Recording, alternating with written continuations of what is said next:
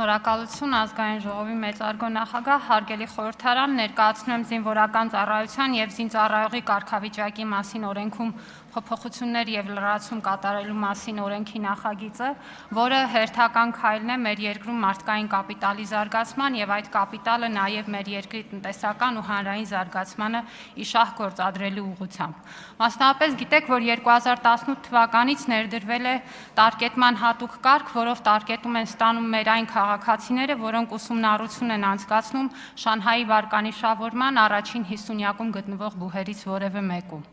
Եվ մենք այսօր ունենք իրավիճակ, որ մեր ավելի քան 600 քաղաքացիներ օգտվել են տարկետման այս իրավունքից և նրանցից 570-ը դեռևս շարունակում է իր ուսումնառությունը։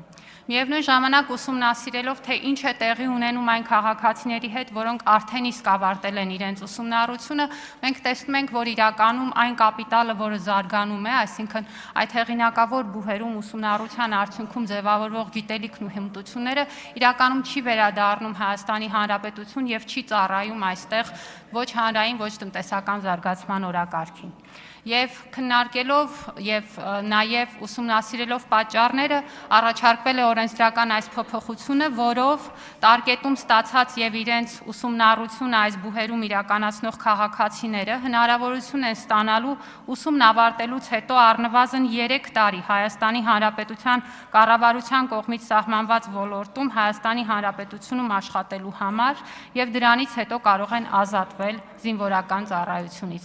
Այս կարգավորման հիմքում դրված է մի պարզ տրամաբանություն, որ մեր այն քաղաքացիները, որոնք իրենց սեփական միջոցներով հաղթահարելով համապատասխան խոչընդոտները արդեն իսկ ուսումնառության հնարավորություն են ստացել աշխարհի ամենահեղինակավոր բուհերում, այնուհետև ունենան բավարար մոտիվացիոն գործիքակազմ վերադառնալու և իրենց գիտելիքներն ու հմտությունները մեր երկրին ի նպաստ ծառայեցնելու։ Եվ այսպիսով մենք մի կողմից կապահովենք, որպեսզի նրանց վերադարձը անպայմանորեն տեղի ունենա, մյուս կողմից կառավարության արդեն իսկ ենթաօրենսդրական ակտի շրջանակներում տրված կարգավորումներով կուղղորդենք նրանց գիտելիքի ու հմտությունների կիրառումը հենց այն ոլորտներում, որի կարիքը առավելապես ունենք։ Պետք է ասեմ, որ մեր նախնական քննարկումները ցույց են տալիս, որ օրենսդրական այս կարգավորումը շատ սպասված է, այն իրականում կարող է լինել ոլորտում մեծ քանակությամբ